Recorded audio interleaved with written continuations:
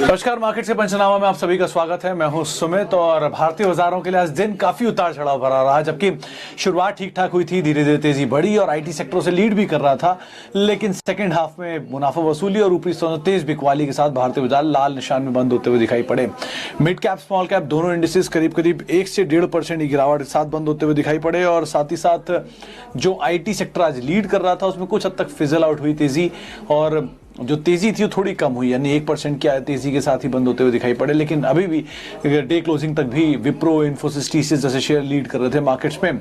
Mid cap के साथ साथ आज मेजर फॉल जो रहा वो रहा रियल स्टेट स्पेस में, मेटल स्पेस में, टेलीकॉम स्पेस में, खासतौर से आइडिया, भारती इन्फ्राटेल और भारती एयरटेल तीनों में ही आज जोरदार बिकवाली आते हुए दिखाई पड़ी और उसका इम्पैक्ट पूरा सेक्टर आज 3-4% की बिकवाली के साथ बंद हुआ। रियल स्टेट भी आज दबाव में था और मेजरली सभी सेक्टर्स, रादर फार्मा जैसे सेक्टर भी जो आज आगे नहीं है और वहां पर भी दबाव बनता हुआ दिखाई पड़ा। तो आईटी को छोड़ के आज सभी सेक्टर्स के अंदर लाल निशान ही देखने को मिला। चलिए अब बाजार की इस अपडेट के बाद अब शुरुआत करते हैं सवाल जवाब के सिलसिले की। अनवर हुसैन साहब पूछ रहे हैं एस्ट्राजेनेका को लेकर इनकी राय क्या है। अनवर जी, जाहिर सी बात आपने कल की तेजी में इसमें पार्टिसिपेट किया होगा, तभी आज आप ज़्यादा चिंता में दिखाई पड़ रहे हैं। ये वैसे तो ये कंपनी कोई ट्रेडिंग वाला स्टॉक नहीं है, ये इन्वेस्टर ग्रेड स्टॉक है, मल्टीनेशनल कंपनी है, अच्छे नंबर्स हैं, लेकिन थोड़ा महंगा ज़रूर है। तो आपने खरीदारी ऊपरी स्तरों पे की है, आज इसमें भारी बिकवाली आई इसलिए आप ट्रैप होता हुए फील कर रहे हैं, लेकिन ऐसी कोई सिचुएशन नहीं है। आप होल्ड कर सकते हैं, समय दे सकते हैं। कंपनी में सच प्रॉब्लम नहीं है, लेकिन अभी खरीदारी थोड़ी ऊपरी दाम पर है, तो बहुत बड़े गेन के लिए आप वैसे उम्मीद ना रखें। लेकिन हाँ, अगर आप होल्ड करेंगे, फाइजर जैसे स्टॉक अगर आप होल्ड करते हैं तो आप इन स्टॉक्स में इन्वेस्टमेंट ग्रेड स्टॉक मान के चलिए, इनमें लंबे अवधि के लिए आपको रुकना पड़ता है। ऐसे 1-2 दिन की ट्रेडिंग या मोमेंटम के ऊपर मत खेलिए। इसके अलावा एक सवाल और लेते हैं। सवाल है एबी कैपिटल पर 500 शेयर हैं 115 रुपए के दाम पर। देवाशीष साहब ये सवाल पूछ रहे हैं और उससे ठीक पहले निखिल साहब ने वोडाफोन के ऊपर सवाल पूछा है। दोनों का जवाब एक साथ इंटर कनेक्टेड है। पहली चीज, वोडाफोन में आज जो गिरावट आई वो जाहिर सी बात है प्रॉफिट टेकिंग भी है और दूसरा सिचुएशंस जैसे जैसे हैं, इक्विटी डाइल्यूशन हो रहा है, कोई बड़ा पार्टनर नहीं आ रहा। वोडाफोन इंडिया की रीब्रांडिंग हुई है जो कि एक तरह से माना जा रहा है कि शायद अभी भी सर्वाइव करेंगे और आगे लड़ेंगे, इसलिए इन्होंने रीब्रांडिंग की है। दूसरी तरफ प्रमोटर ने मना कर दिया कि वो बहुत बड़ा पैसा उसमें हम नहीं डालेंगे, तो अब इंडियन प्रमोटर कितना पैसा डालते हैं ये क्रूशियल है। दूसरा, कोई स्टेक सेल होता तो बहुत अलग बात आएगी। इसके अलावा एबी कैपिटल कैसे कनेक्टेड है, 25 स्कीम्स में वोडाफोन आइडिया के शेयर्स हैं, इनके पास करीब करीब 3.5-4 हजार करोड़ रुपए एक्सपोजर ये अभी भी एबी कैपिटल ओन करता है वोडाफोन के अंदर। तो जैसे जैसे उसमें रिएक्शन आता है वैसे वैसे इसमें रिएक्शन आता है, तो इस वजह से थोड़ा इंपैक्ट आता हुआ दिखाई पड़ रहा है। दोनों में ही आज के सत्र में दबाव देखने को मिला, लेकिन एबी कैपिटल आप भूले नहीं कि बड़ी तेजी दिखा चुका है। तो अगर ऊपरी स्तरों पर ट्रैप है, 115 तो बहुत ऊपरी स्तर है, आप बने रहें और कोई भी विकल्प नहीं है। तेजी आएगी तो निकल जाए, वो ज्यादा बेहतर विकल्प रहेगा। इसके अलावा फ्यूचर रिटेल 158 रुपए पे, और ये सवाल कई बारी आ चुका है, फ्यूचर रिटेल में क्या किया जाए। रोज लोअर सर्किट लग रहा है, नंबर्स खराब आ रहे हैं, ऑब्वियस सी बात है लोअर सर्किट लगना ही है, लेकिन हाँ इस कंपनी के लिए अच्छा है, रिटेल स्टोरी में इन्वेस्ट करना है तो रिलायंस, डी मार्ट ज़्यादा बेहतर विकल्प है। कुछ मैनेजमेंट के बयान जरूर आए थे कल कि जो प्री कोविड लेवल है वहां पर चीजें पहुंचते हुए दिखाई पड़ रही हैं, लेकिन वो फ्यूचर लाइफस्टाइल के लिए थे, वो फ्यूचर रिटेल के लिए नहीं थे। तो बहुत फायरवर्क की उम्मीद ना रखें, तेजी मिले आप निकल जाएं। इंडिया के नंबर 1 ब्रोकर जीरोधा के साथ जुड़िए, जहां पर आपका ब्रोकरेज कुछ भी नहीं लगेगा। ब्रोकरेज लगेगा तो सिर्फ इंट्राडे ट्रेड में, वह भी सिर्फ 20 रुपए। तो दोस्तों, अकाउंट ओपनिंग की लिंक डिस्क्रिप्शन में है, जाइए लिंक पर क्लिक करके जीरोधा में अकाउंट ओपन कराएं। इसके अलावा फाइजर और हिंदुजा ग्लोबल में क्या किया जाए, उदय पटेल साहब पूछ रहे हैं। देखिए पटेल साहब, फाइजर तो एक इन्वेस्टमेंट ग्रेड स्टॉक है, अगर आपने इन लेवल पे भी लिया है तो भी आप इसे होल्ड कर सकते हैं।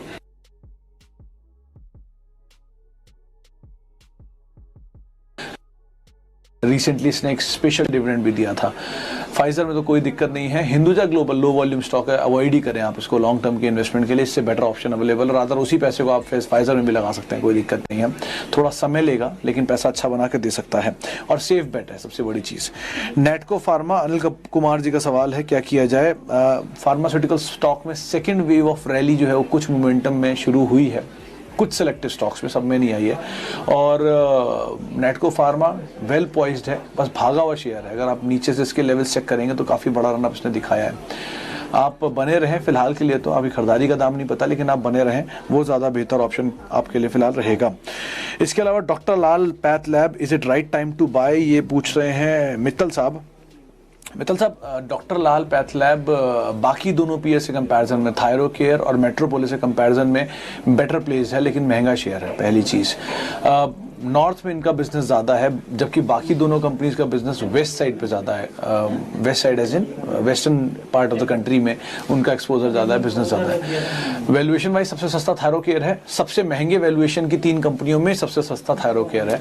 लेकिन इस सेक्टर में थोड़ा कूल ऑफ हो जाने दीजिए, बहुत बड़ा रनअप इसमें देखा जा चुका है, थोड़ा कूल ऑफ हो फिर आप इसमें इन्वेस्ट करें, वो ज़्यादा बेहतर विकल्प होगा। वरना अपोलो हॉस्पिटल एक अच्छा ऑप्शन है, इसी तरह के बिजनेस में वो भी है, उनकी एक सब्सिडरी भी है, तो आप उसको देख सकते हैं।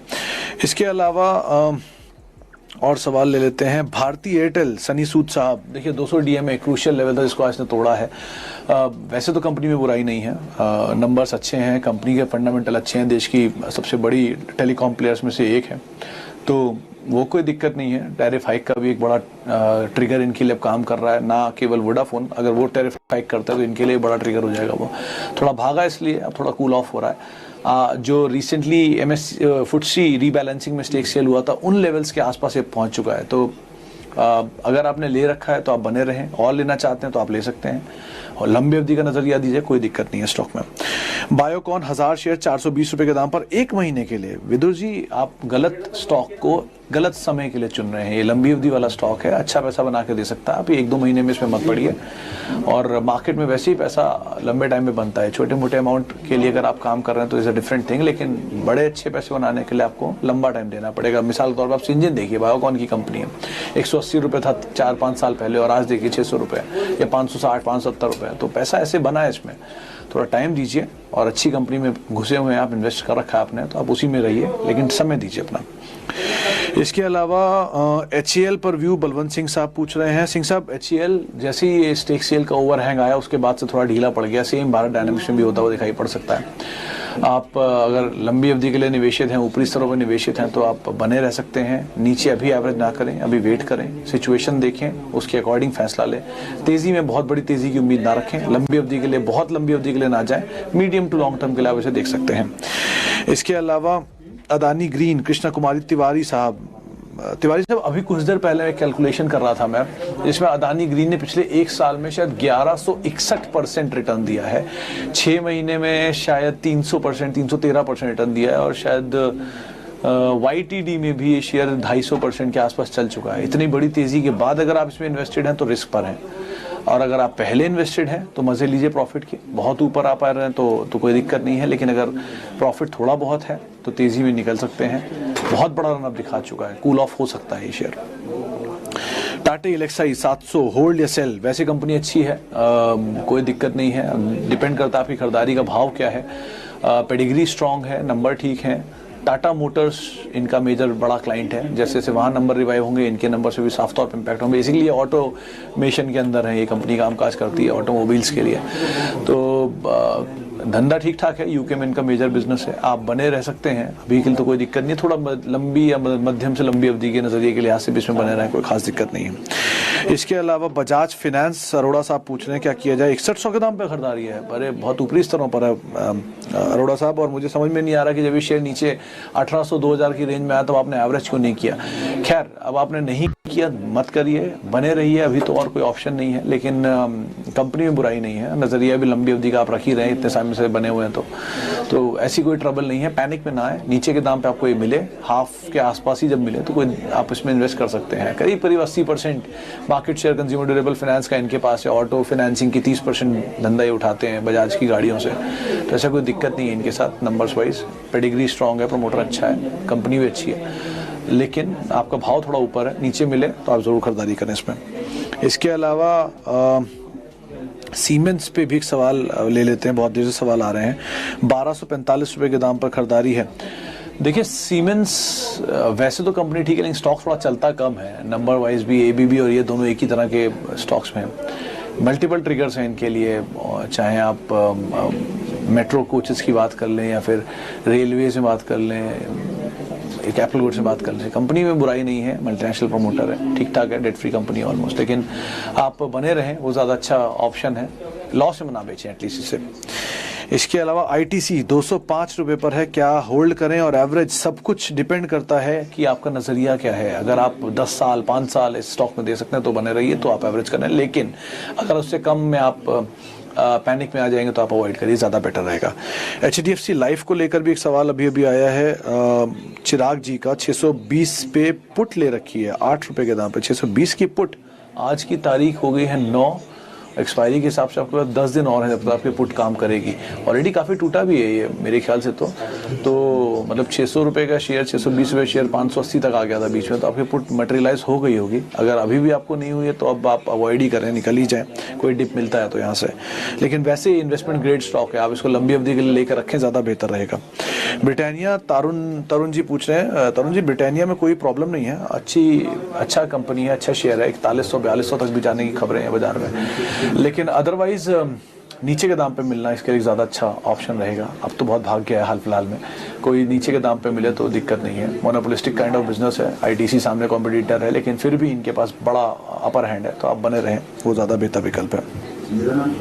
इसके अलावा कैस्ट्रॉल, अरुष केडिया साहब पूछ रहे हैं क्या किया जाए। केडिया साहब, कैस्ट्रॉल जो कंपनी पर से तो दिक्कत नहीं है, लेकिन शेयर नहीं चलता है, बहुत समय हो गया इसको देखते हुए इसी तरह की रेंज में कामकाज कर रहा है। कैश रिच कंपनी है, डेट फ्री कंपनी है, प्रमोटर स्ट्रॉन्ग है, नंबर्स ठीक हैं, लेकिन ऑटो में अटक जाता है, कभी ऑटो की साइकिल्स में अटक जाता है, कभी कभी डिमांड में अटक जाता है, तो बहुत सारी चीज़ों के साथ प्रॉब्लम है इसके। आपको अगर रीजनेबल प्रॉफिट मिले तो निकले और किसी और में स्विच कर दें तो ज़्यादा बेटर है, पेशेंस काफ़ी लेगा इस स्टॉक आपका। इसके अलावा मारुति सुजुकी कहना है buy at current level 7200। Tukaram ji, depend करता है अगर आपका टाइम फ्रेम क्या है। 7200 थोड़ा महंगा लेवल ज़रूर हो गया है, प्री कोविड लेवल के आसपास ही आ चुका है, सेल्स इतनी आ नहीं रही है, लेकिन शेयर भाग रहा है, थोड़ा और गिरावट में नीचे मिलेगा तो आप इसमें क्यों मिलकर राधा। ये तो ऐसा स्टॉक है जो आपको यहाँ से हर 1000 रुपये नीचे पे आप शेयर थोड़े थोड़े करके ले सकते हैं। इस स्टॉक में वैसे कोई दिक्कत नहीं है, लेकिन जैसे इस समय पर भारतीय अच्छा विकल्प है, इस समय पर HUL एक अच्छा विकल्प है जिनको आप तलाश सकते हैं, इनमें कभी भी मूव आ जाएगा। USL एक अच्छा व्यू है, अच्छा स्टॉक हो सकता है, लेकिन मारुति अगर अभी लेना चाह रहे तो ये 3 में से आप ज़्यादा बेटर है। मारुति नीचे मिले 1000-1500 रुपये, 2000 रुपये, कोई दिक्कत नहीं है, वहाँ पर खरीदारी कर लीजिए। इसके अलावा रिलायंस, ऑब्वियस ही बात है तरुण जी, देश की सबसे बड़ी कंपनी है, इसमें क्या व्यू होना। अगर आपका नजरिया लंबी अवधि का तो जरूर खरीदारी करिए, लगातार ट्रिगर चल ही रहे हैं, रिटेल को लेकर भी एक बड़ा ट्रिगर आने की खबरें हैं, तो आप खरीदारी करें, कोई दिक्कत नहीं है इसमें, लेकिन लोअर लेवल पे खरीदारी करें, वो ज़्यादा अच्छा विकल्प होगा। इसके अलावा गोदरेज प्रॉपर्टी, राकेश पाटिल जी पूछ रहे हैं, पाटिल साहब गोदरेज प्रॉपर्टी में वैसे बाकी रियल स्टेट कंपैरिजन में अगर आप देखेंगे तो बेटर प्लेस्ड है। फिनिक्स मिल ये और ब्रिगेड, ये 3 कंपनियां ठीक ठाक दिखाई पड़ती हैं, डेट वाइज भी कंफर्टेबल सिचुएशन है इनकी। तो आप रियल स्टेट में ही कोई जाना चाहते हैं, समझ में नहीं आया, लेकिन अगर रियल स्टेट में जाना चाहते हैं तो हाँ, ये 3 वेल प्लेस्ड हैं। गोदरेज थोड़ा भागा हुआ है, तो बाकी 2 को भी आप नंबर में कंपेयर कर लें और उसके बाद एंटर करें, थोड़ा ज़्यादा बेहतर ऑप्शन रहेगा। चलिए, इसके अलावा अब आखिरी सवाल का समय आ गया है, थोड़ा समय कम है। एक सवाल ICICI और वोडाफोन, चलिए दोनों ही ले लेते हैं। वोडाफोन में पहले ही बात हो चुकी है शर्मा साहब, तो वोडाफोन में नंबर सपोर्ट नहीं करते हैं। यस बैंक जैसी सिचुएशन है, ये डबल भी हो सकता है, लेकिन नंबर जब तक सपोर्ट नहीं करेंगे इसकी लॉन्ग टर्म सस्टेनेबिलिटी मूव नहीं आएगा। तो लॉन्ग टर्म सस्टेनेबिलिटी मूव के लिए आपको नंबर्स देखने ही पड़ेंगे। ICICI बैंक हाँ अच्छा बैंक है, देश का थोड़ा बैंक है, नंबर में प्रॉब्लम नहीं है, थोड़ी न्यूज़ फ्लो नेगेटिव था, सेंटिमेंट नेगेटिव था, इस वजह से इम्पैक्ट आया था, लेकिन अदरवाइज बैंक में प्रॉब्लम नहीं है। आपको कोई भी, आज रात को एक रिपोर्ट भी आई थी आज सुबह, जिसमें बोला भी गया था कि प्राइवेट सेक्टर बैंक ज़्यादा फेवरेबल है, तो आप वहाँ पर इन्वेस्ट कर सकते हैं। तो प्राइवेट सेक्टर बैंक्स में ICICI bank is a well position, well placed bank, तो आप वहाँ पैसा डाल सकते हैं, कोई दिक्कत नहीं, नीचे के दाम पे आप खरीदारी भी कर सकते हैं। इसी नोट के साथ अब मार्केट पंचनामा को ही समेटेंगे, लेकिन जिन सवालों को हम नहीं ले पाए उनके लिए माफ़ी चाहेंगे, जिनको हम ले चुके हैं उनके लिए बहुत बहुत शुक्रिया। आप हमारे साथ जुड़ सकते हैं @सुमित रिसर्च, ये मेरा ट्विटर हैंडल है, आप आगे भी मेरे साथ मौजूद रहें। नमस्कार। यदि आप लोग बाजार में ट्रेडिंग या निवेश करते हैं और अभी भी ब्रोकरेज के नाम पर अपनी हज़ारों रुपए बर्बाद कर रहे हैं, तो अब बदलिए और देश के सबसे अच्छे, बड़े और सबसे भरोसेमंद ब्रोकर जिरोधा के साथ जुड़िए, जहां पर आपका ब्रोकरेज कुछ भी नहीं लगेगा। ब्रोकरेज लगेगा तो सिर्फ इंट्राडे ट्रेड में, वह भी सिर्फ 20 रुपये। और दोस्तों, साथ ही आपको बता दूं कि यहां पर अकाउंट ओपन कराने के लिए आपको अपना POA यानी कि पावर ऑफ अटॉर्नी देने की कोई आवश्यकता नहीं है, जिसका उपयोग करके हाल ही में देश के एक बड़े ब्रोकर ने 2000 करोड़ का घोटाला किया। तो दोस्तों अकाउंट ओपनिंग की लिंक डिस्क्रिप्शन में है, जाइए और लिंक पर क्लिक करके जीरोधा में अपना अकाउंट ओपन कराइए।